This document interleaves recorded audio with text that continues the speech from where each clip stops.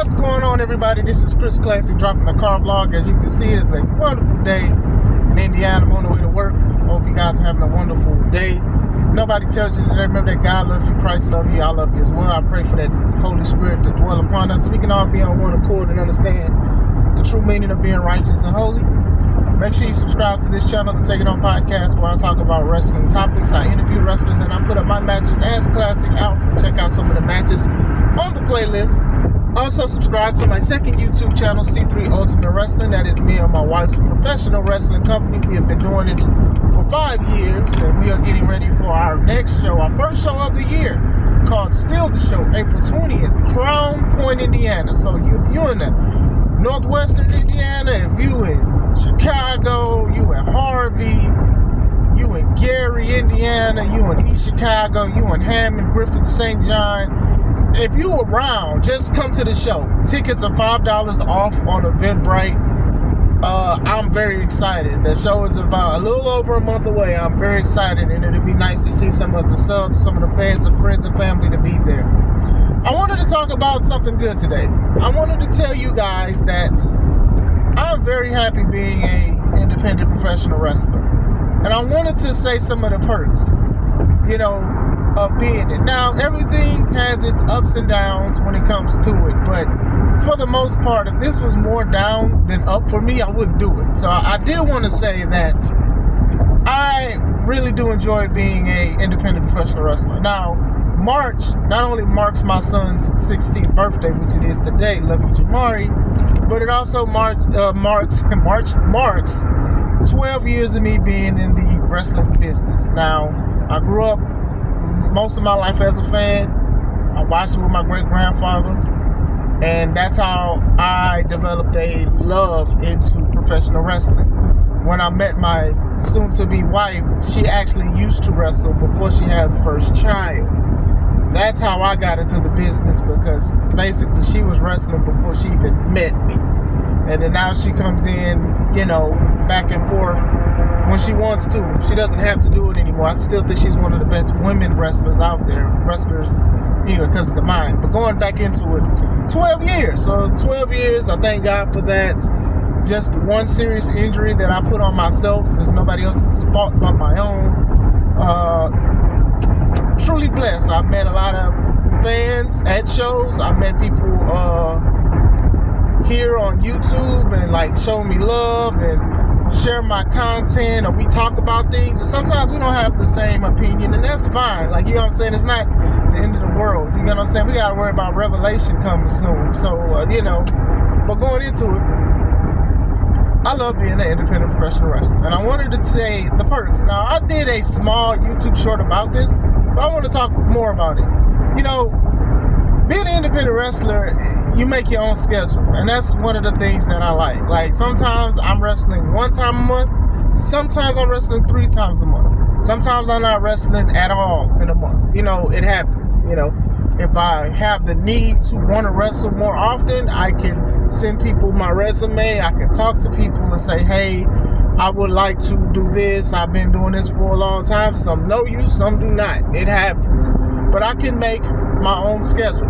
I can, unless I'm a champion. Now, if you are a champion, you are obligated, because you are a champion. You have to be there to represent the company, because you're representing the company in some sort of magnitude. You know what I'm saying? But other than that, I can make my own schedule. Now, for the past few years, I've only been wrestling for 2-3 companies. My company, True Privilege, and Now That's Wrestling. Last year, I wrestled for 2 companies for the first time. One Fall Entertainment and Frontline Pro. And then this year, I wrestled for United Wrestling Front in Detroit. And it was very fun, and can't wait to do it again. Shout out to everybody that has booked me. But I'm content with that. But when I was younger, I used to want to wrestle every week. I used to get so excited for shows. I still get excited for shows, but I don't feel like I need to do a show every week. I just don't. I got my job. I got my family. People do this every week, and if you do that, shout out to y'all. I'm not sitting here to discourage y'all or look down on y'all or anything like that. If that's what you want to do, Godspeed to you. But with me, with my family, being at home, I'm a real homebody. I'm truly a homebody. So when I'm off work or whatever, or if I'm off, I like to be home. I like to be chilling. You get what I'm saying? I started going to Wisconsin like 3 years ago because they asked me to, and then it's 3 hours and 30 minutes away from me. Usually my cutoff time is like 2 hours. If it's over 2 hours for me to drive, I ain't coming. But what happened was I was so cool with these guys, and I wrestled with them before, and they liked me, they believed in me, and then that's what I do. I do that for Wisconsin. For now, that's wrestling. And then last month I went to Detroit, which is almost the same time. So that says something in itself, that's my schedule. I like to really be at home. I'm paying for it. I like to be at home. So that's one of those things. You can make your own schedule. If you want to wrestle other companies, if you're good and stuff like that, eventually you can wrestle every weekend or every day of the week. You know, it depends. Some people have shows outside of the weekend. So that's one of those things that I like. I also like that you are your own machine, which means you have to invest and push yourself. You have to do that how you want to do it. I know with WWE and a lot of other companies, sometimes somebody tells them, hey, say this, dress like this, be this. Sometimes they make stars, sometimes they do not. You get what I'm saying? But with the independent wrestling, I can sit here and I can be 25 different characters without somebody saying, no, you can't do that. No, you can't do that. You get what I'm saying? I went from Chris Classic to Classic Alpha, and I call myself Chris Classic when I do car vlogs, but when I'm in that ring, it's Classic Alpha. It's me to the max. It's the alpha point, you know what I'm saying, to the highest peak of professional wrestling, because I'm here to save professional wrestling. You know what I'm saying? So with that, I feel good. I made a lot of money as Classic Alpha, because with Chris Classic, I did have shirts, but nobody bought it, and that's true. And that's a learning thing about learning for the independents and stuff like that, is that sometimes people will invest by supporting through likes and follows, but they may not, line your pockets up. It happens, Sometimes people just don't have the money, and that's fine. Like when we did Out of Control 2 for Now That's Wrestling last year, December, I sold a lot of merch. I sold a lot of capes, sold a shirt. Like I sell shirts. Like yesterday I had a shirt. I'll send a link at the bottom. You can get a shirt through 2 ways, through the website, or if you message me, we can talk about how I can send you one. You know what I'm saying? Through PayPal or anything like that. But other than that, yeah, you invest in yourself. You can kind of be your own boss when it comes to those kind of things. Sort of like how, like Uber and DoorDash and stuff like that. For the most part, you can set your own schedule on how you want to do something. And that's one of those things that I really love doing. The machine part, you got to invest in yourself. That'd be the main thing that I say to independent wrestlers, is that sometimes you wait for a booker or a promoter, which I am both, to promote you. And I'm like, no, you literally have to promote yourself sometimes. Especially if you're on social media. If you are avid on social media, you can promote yourself. You can get graphics made. You can get video packages made. You can go to YouTube Shorts. You can do all of these things to create a buzz. We look at a lot of these wrestlers that are popular, especially in AEW and even WWE. Some of these guys were independent wrestlers, and they made a name for themselves because of the quality of work they did and or being popular. When you think of Seth Rollins, who was Tyler Black, and then Jon Moxley, who was Dean Ambrose in WWE, but was Jon Moxley on the independents and stuff like that. When you look at stuff in AEW, you look at guys like Samoa Joe, and then even though having a break in TNA and stuff like that, a lot of people liked his work in ROH. And then you look at Kenny Omega and the Young Bucks. These guys was basically kings of the independents at one point. Like, people loved booking them because what they did was they brought something different. Now, I'm not going to sit here and say I like it, but they brought something different that people liked, and that helped them get booked at a lot of places. Social media and the internet that booked them or helped them get a lot of bookings because people were sharing a lot of their content. Will Ospreay is another one. Ricochet at one point was one of them. You know what I'm saying? Ricochet was like one of the best independent wrestlers one point on the independents. At one point. And he's still doing some of the stuff, but he's more safer, which I recommend. If you are an independent wrestler, please be safe and get insurance. I'm going to always say that. But going back into it, yeah, a lot of people get their footing on the ground because sometimes you can't just call a company or give them pictures and stuff, because sometimes they just don't want that. They're not going to look at it. But if you create a buzz for yourself, you can get more bookings, and then you can create your schedule. You know, I think independent obviously is an alternative, but still, I know people that have traveled across the world being an independent wrestler, wrestling in Japan. RC3 Ultimate Wrestling Tag Team Champions, the Spirit of Detroit. At one point, they wrestled in Jamaica. You know, some people got passports to go to Canada to wrestle. Like a lot of people can do things. You can travel the world as an independent wrestler, and of course, you can do it as mainstream and things like that. But now you're not at a press schedule, honestly, because you could take a break. You know, with the other stuff, the mainstream, and I'm not knocking wrestlers who do that. Is that sometimes you only have a certain amount of time to enjoy the view. I can go somewhere the day before, chill out, and then just love everything. And then when me and my wife went to Detroit, we just only went to a couple places or whatever like that because we old. But we plan to go back and look at stuff. It's not a rush schedule. It's not a rush sequence except showing up to the venue. So those kind of things are very cool and to see. Independent wrestler, I love being in a smaller setting because if a fan wants to take a picture or a high five or autographs, they could just come to me, or I can go to them and we can talk about it, compared to being in a large arena where you may or may not see some people. It happens, you know. I like when people say, hey, my match was good, because it makes it worth it sometimes. You know, we got emotions too that we go through. I'm not sitting here asking for like pity or anything like that, but for people to show gratitude, I show gratitude to them for that they're having fun at the show. You know, that's why I promote. That's why I say you always have to be your own machine. You have to do your own machine. You know, with me, with the Take It On podcast, I have so much content. I talk about wrestling from all over the world. I talk about the independents, and I talk about my company, C3 Ultimate Wrestling, which is an independent wrestling company. And then a lot of people, their face light up when they hear about that. Oh man, that's cool, man. I watch WWE all the time and things like that. And sometimes you may get these guys because, well, my tickets are cheaper, but still, sometimes people do like the smaller things. Like, some people don't want to go through traffic. You get what I'm saying? Like, that's one of the reasons why I don't go to WWE events or big events like that, is because I just don't want to go through all of this traffic and stuff. Like, I live by Chicago, and I dang it, when I come home from Wisconsin, sometimes it be packed or whatever. And then when if it's really snowing outside, you really in trouble. You get what I'm saying?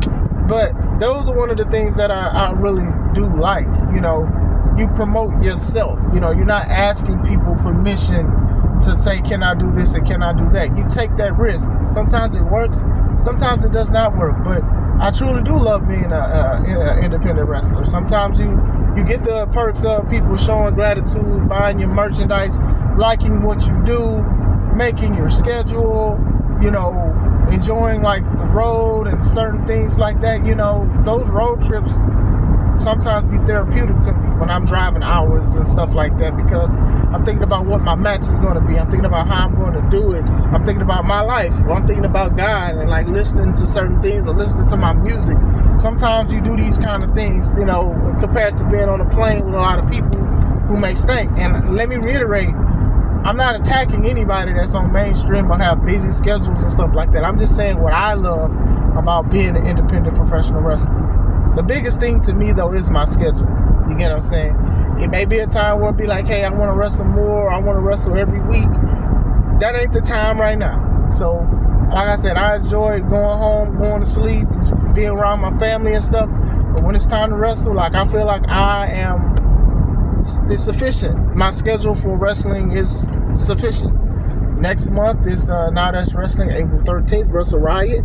And then a week from that is still the show. Me and my wife's show, C3 Ultimate Wrestling. And I'm cool for the month of April. I only wrestled one time this month, beginning of March 2nd. Now and forever.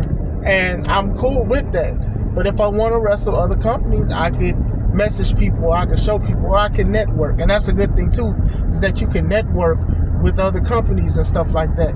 For the most part, it's not an exclusive thing like the WWE or sometimes other companies. Some companies do that. If you want to do that, that's on you. But with us, it's just a handshake. Hey, I said I'm coming. Like Cat Williams said, I'm going to be there.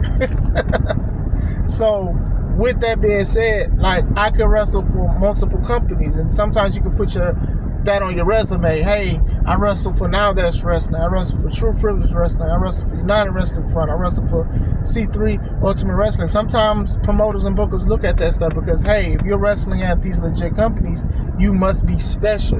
You get what I'm saying?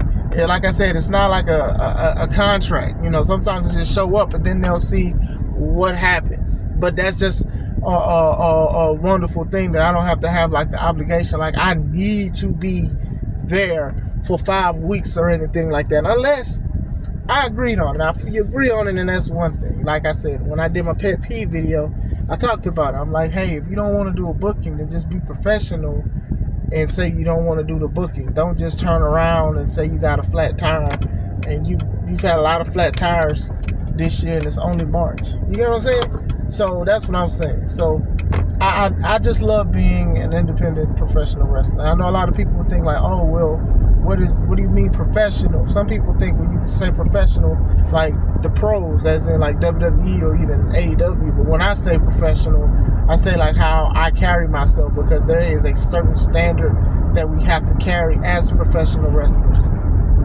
Being on time, being punctual. I almost said functional. Being punctual. Showing some respect, respecting the ring, respecting the people who have laid the forefront to this, looking at the fans, engaging them in which ways that we can, good or bad. You get what I'm saying? You know, not doing something unsafe, not doing anything crazy. It's professional wrestling to me. To me, it's always going to be professional wrestling. It's not about the pros and things like that. It's about the safety and the quality. That's what makes it professional wrestling.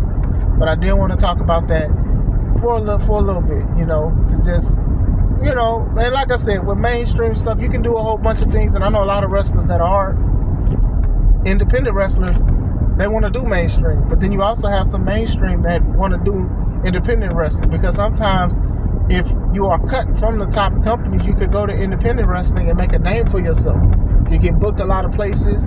You can get a following and stuff like that. Drew McIntyre is a perfect example of what happened. He was literally called the chosen one in WWE. Then when he got let go, he was on the independent scene, made a name for himself, a way for himself, went to Impact Wrestling, was a champion there I don't know how many times, but he was there for a little bit, and he was a champ. You get what I'm saying? And very important, a lot of people paid attention to him. He changed his look. That's another thing, like I said, with being your own machine, because he was tall, but he was skinny. But now look at him. Dude looks like 3 versions of himself when he first started. You get what I'm saying? Now he looks like a legit main eventer. To me, he is.